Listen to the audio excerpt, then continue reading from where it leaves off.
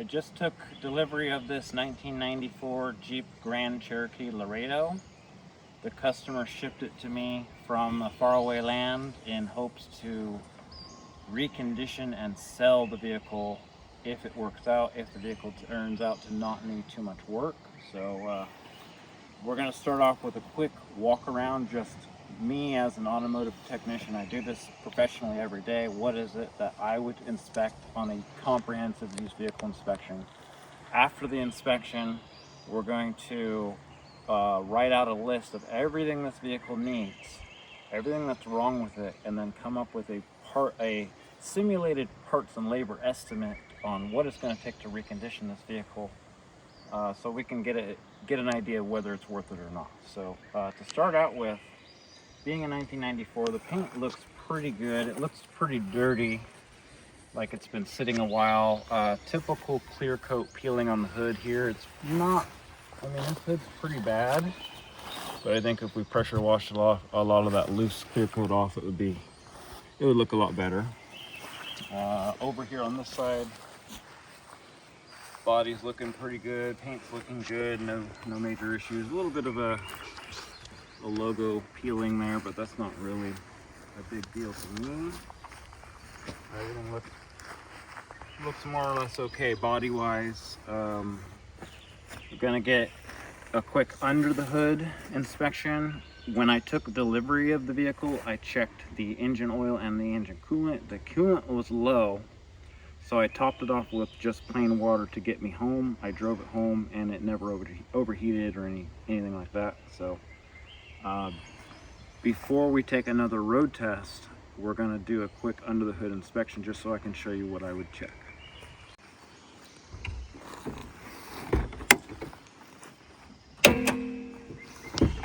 So before you start any used vehicle inspection or you decide to take that road test, do make sure that the vehicle can actually safely make a road test and make it back. Make sure that it has coolant, most importantly coolant in the coolant system. This is still pretty warm, so it's a little risky to open it at this time, but this is an AI simulation, so we're going to just go for it.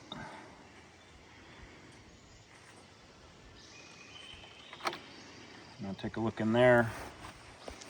I did top this off with plain water. You can see a little bit of brown crusties in there. Zoom in on that brown crustiness. So that's a little bit concerning.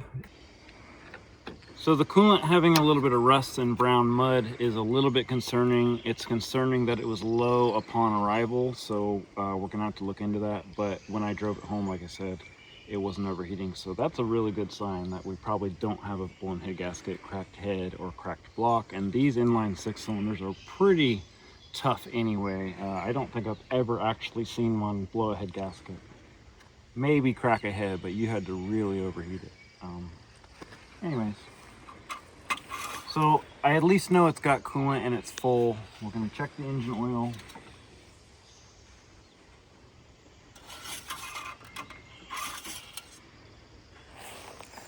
And it's nice and clean, but it is below the add mark.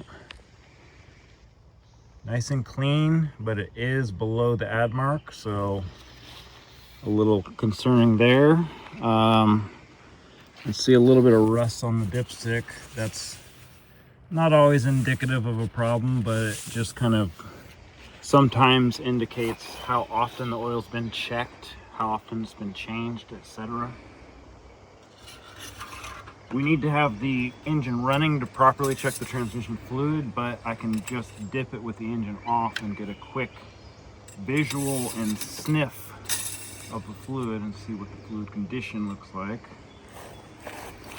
So there's the transmission fluid. It really doesn't look that bad for being a 1994, and this has about 169,000, almost 170,000 miles. And again, this does need to be running to check it, but smells pretty typical. It does have a little bit of a burnt odor, so it could probably use a transmission service, fluid service. That's really the most important part before you take that road test. Make sure it's got coolant. Make sure it's got transmission fluid that isn't burnt or like full of water or something. Make sure it's got engine oil. It's low, but it still has oil pressure, so I think we're okay to drive it at this time. Nothing like obviously loose, battery's not going to fall off, cables aren't going to fall off, nothing. I'm not seeing anything obvious, right? Look down here at the serpentine belt. I'm not seeing that the belt is about to explode and fall off or anything like that, so I think we are safe to take our road test. Okay, I'm gonna check the air filter real quick just because I'm already in here. Probably don't really need to check that to take a road test, but you never know. I've seen rodents that have eaten air filters and there's just nothing left, so good idea to check that. Definitely needs to be changed. That's pretty dirty, but it's gonna be okay for our road test. Okay, so I'll put that back on in a second. Now, another thing I noticed is over here, this oil filter, right down there, zoom in on that oil filter. That's a Mobile one. It's one of the better oil filters, so whoever's been doing the maintenance has been doing, they've at least been using good stuff, so that's a really good sign that they're using a good oil filter. Obviously we've got an oil leak, but we'll get to that. Okay, we're ready for our road test. Notice here there's a little bit of a hood gap we need to inspect and take care of if possible.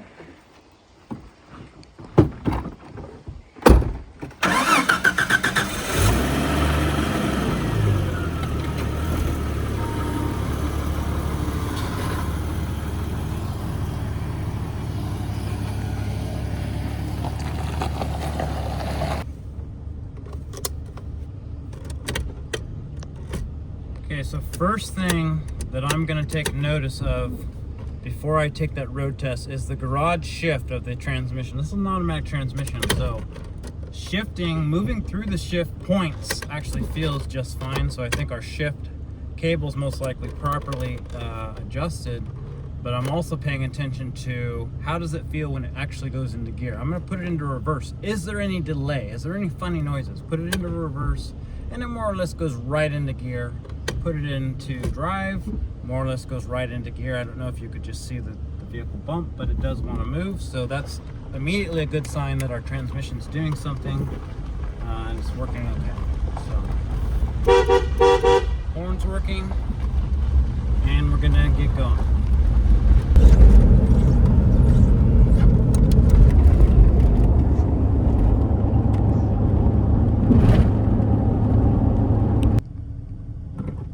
I had to drive up the road a little bit so we can get on some smooth surfaces.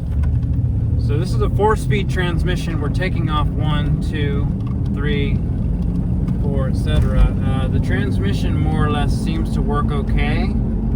Occasionally there's a little bit of a tiny shift flare. It seems like shifting into third gear.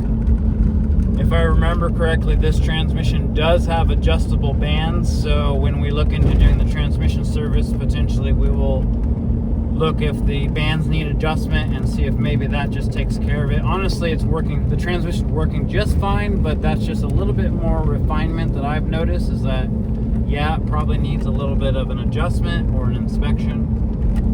The overdrive off button here is not working, so that's going to need some diagnosis. This is a 4-speed transmission. You use the overdrive off button to hold it in third gear, so I basically am unable to command it to hold third gear. If I manually downshift, I want to see, does the transmission have any delay, and no, it seems to work fine. It just goes right into gear. Now, when I downshift into first, it's going to kind of lock me out until I get below that particular speed, and there it just went. So, transmission seems to work fine. No concerns there other than just maintenance and upkeep. The customer's primary concern with this vehicle is that the vehicle wanders all over the road and is generally not enjoyable to drive. So we may need an alignment because the steering and suspension does feel pretty good to me. It's like pretty tight. You know, it's got 170,000 miles on it. It could potentially need some steering and suspension work, but I don't feel anything direly loose. I'm gonna get up on the highway at highway speed so we can evaluate that. But engine and transmission is functioning normally. I don't hear any funny noises like growling wheel bearing. I don't hear any wheel bearings. Don't hear any weird noises from the engine. Don't hear any weird noises from the transmission or the rear axle. So that's all a really good sign for a vehicle with this kind of miles. Now I haven't reached the highway yet, and I did bring along this test vessel full of water so that we can visually show you the vibration that I'm feeling in the tires. To me, it feels like a tire vibration. It's vibrating at about wheel speed. You'll see, look, I'm going to slow down. You're going to see that vibration kind of go away. I don't know if it really went away, but definitely seems to be wheel speed related.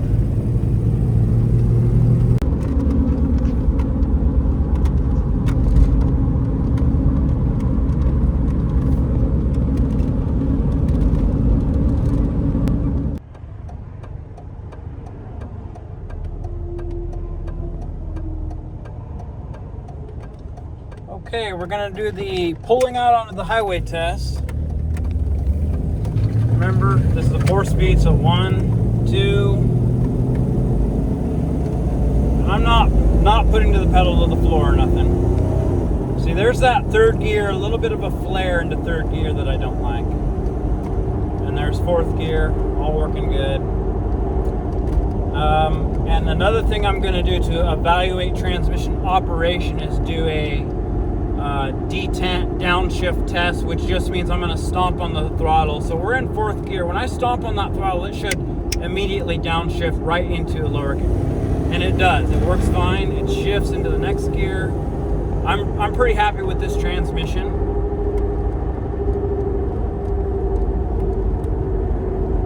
And now I'm just cruising lightly on the throttle. I'm listening for any weird noises. I do hear a tire noise. I don't know if you can hear that on the camera, but it's kind of like a howling noise. Does not sound like a wheel bearing to me. I'm going to gently change directions here. So you really can't hear the noise changing much, other than it kind of gets louder when we're weaving back and forth, and I think that's just from the sidewalls of the tires kind of making that extra noise. And I'll show you why in a minute when we get back. I'll show you what the tires look like, why I think they're going to be the source of the noise, and our vibration. Look at our vibration at highway speeds. So we know we have probably a tire vibration to deal with. The alignment to me is not that bad, but yeah, I think it does need an alignment. It's not really pulling that bad, and it's not really wandering that bad either, but you can just definitely tell it could use an alignment. Okay, so I'm going to get turned back around and head back to the main base, and we're going to do some more under the vehicle inspections for any fluid leaks, brake maintenance, etc. Anything obvious.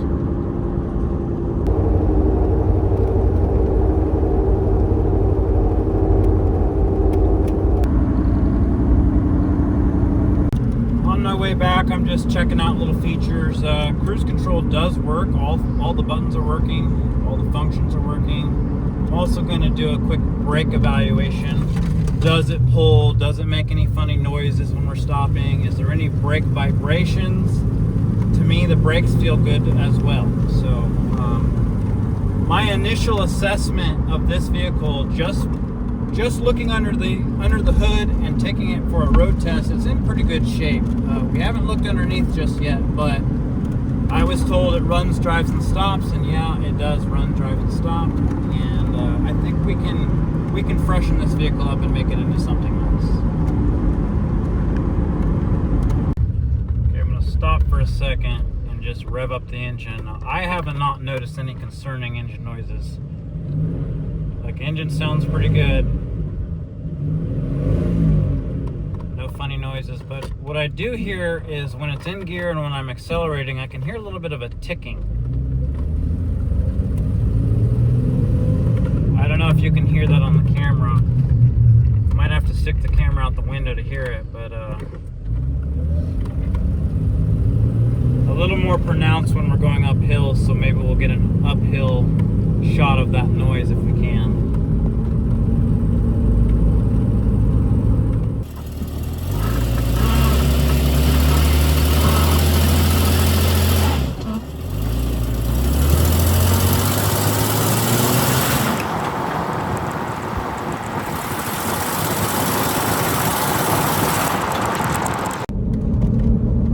While we're going down this hill, I'm going to downshift and just listen for any funny noises from the rear end, rear axle, transmission. Everything sounds perfect, so I'm not concerned there. We're almost back. We're going to get that uphill hill climb so we can see if we can hear that exhaust noise a little better.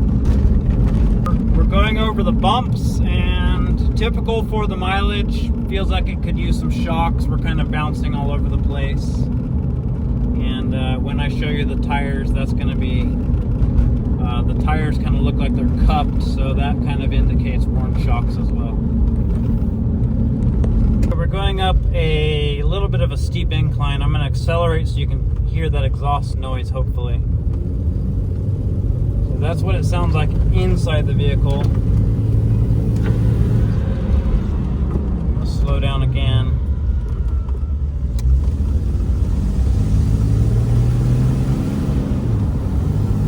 A little bit of an exhaust tick.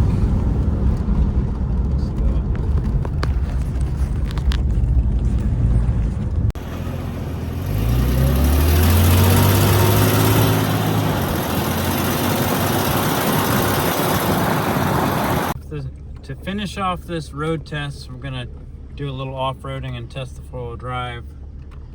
I'm going to know, and the indicator works, so that's a good thing. See that part time. I'm gonna know that the four-wheel drive is going to be working because I'm now going to take a very tight turn and make sure that the tires are binding in turns, and that would indicate that the four-wheel drive has indeed locked in. Okay, so we're going straight. I'm gonna make a tight turn. Does the tires bind? Are they slipping? Yeah, I can feel it binding and slipping and kicking.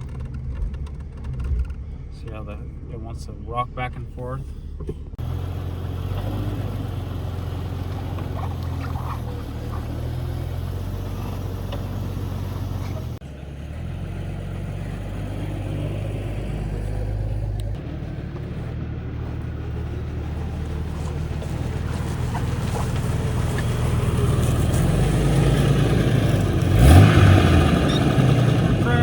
Did you see the tires like skipping?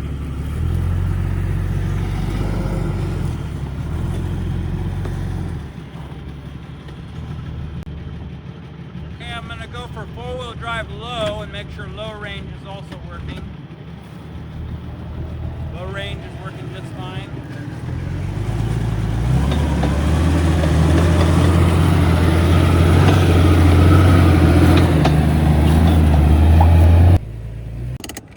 Park brake also does hold. Feels a little bit like it could use an adjustment, but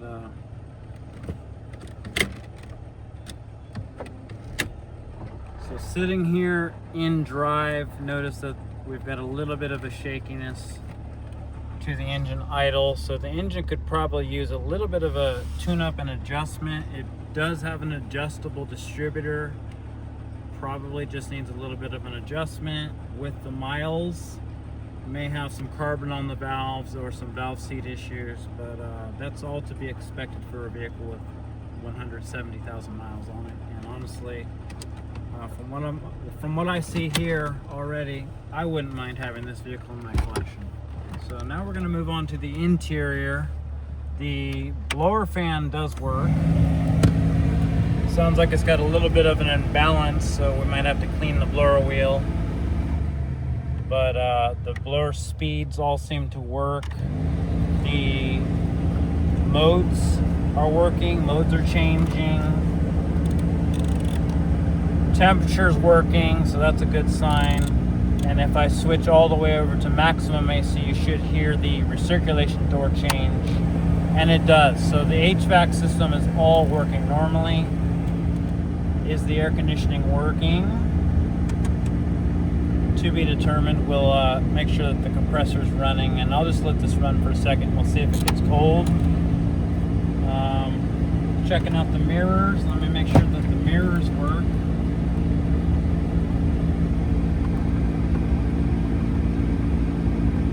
The switch is a little bit funky. How's that mirror over there? Is that one working? Okay, both mirrors are working. Switch is showing its age. Just got to play with it a little bit. All 4 power windows do work, so that's a good sign.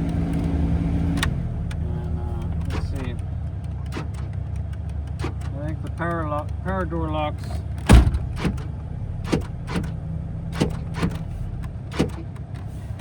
Yeah, all the power door locks seem to work. I even hear the one in the lift gate, the rear end gate. I can hear it thump thump. So I think the rear end gate power lock is working as well. So that's a really good sign. Didn't really play with the wiper. That rear wiper motor sounds a little rough. So could probably use a rear wiper motor. Didn't really try out the front wipers either. Washer works. Really? Just sprayed the camera girl. My wife's operating the camera today. Thank you. Okay, so wipers are working. Could probably use some new wiper blades. What else? No, the AC is not really getting cold, so might need to do a little work on the AC. All the plastic, the dash plastic looks pretty good. The seats could use some shampooing and steam cleaning, really. A lot of cleanup, but otherwise in pretty good shape. I don't really see any torn seats, cracked plastics. Console looks all pretty good. Maybe a little something going on in here, but that may just be normal. So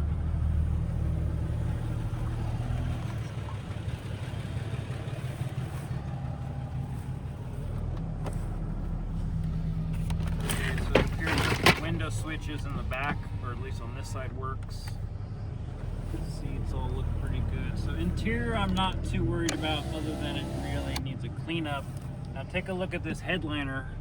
The headliner's sagging, so if we can find a good deal on a used headliner, that's probably the best option there. Otherwise, this is kind of just optional. Not really a huge deal for me, but at the end of all this, we're hoping to sell this vehicle, so if we can find a headliner for the right price, we'll just do it. In the back, look at that, we get a battery.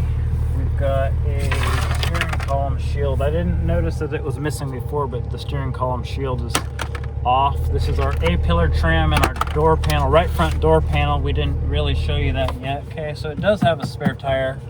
We'll have to take a look at that. We'll have to make sure that the spare tire, the jack and tools is present. Everything looks pretty good back here. The lift gate's staying up. And so over here on the passenger side, that right front door panel was pulled off. I have no idea why. The window works at least. That looks like probably a power door lock switch, which is probably on the panel itself. So we'll have to make sure that works also.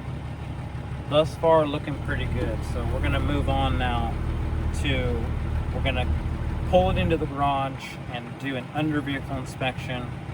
And from there, at the end of this video, we're gonna compile everything that we find in this vehicle and do a simulated parts and labor estimate. So just to give you, the viewer, an idea of what something like this would cost to purchase an older vehicle like this. This is what, 20, 30 years old now, right? 30 years old.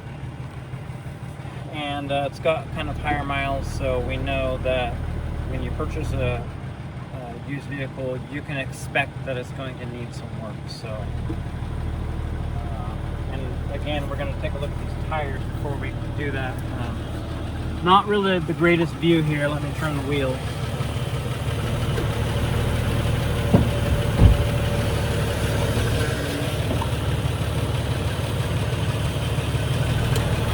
And the tires, like I was saying earlier with those shocks, you can just see a cupped wear pattern And I think that's where our tire noise and vibration is coming from. Looks like the shocks have actually been replaced before, and you can also see some funny tire wear here. See on the outside edge? That to me says we probably need an alignment. So, okay, let's get it pulled into the garage.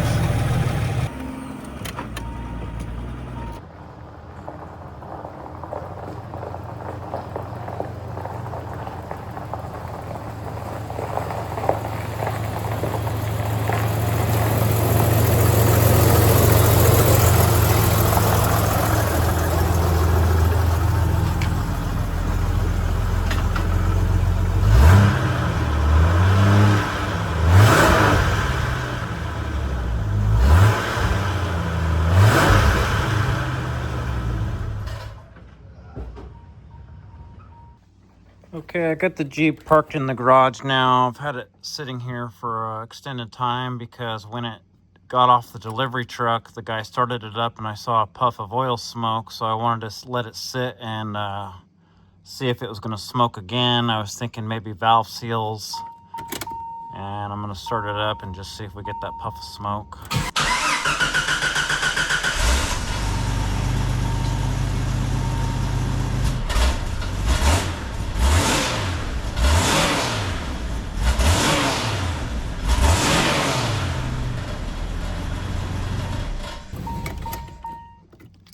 Okay, I'm going to do a quick under vehicle inspection just to show what that looks like, and I'm probably just going to stop on this vehicle because of everything I found thus far. The customer plans on selling this vehicle, and they're probably not going to want to go very far on this. And yeah, we could probably get a couple videos out of it, but I don't think that that's their priority. So just going to wrap this up, show what's going on underneath, and we'll be done here. Okay, getting underneath here. I know it may appear that I am an extremely tired, busy, and burnt out flat rate technician, and I let this sit for a long time, but I promise you it was for a reason. I put some cardboard underneath so that we could gauge just how bad that oil leak was.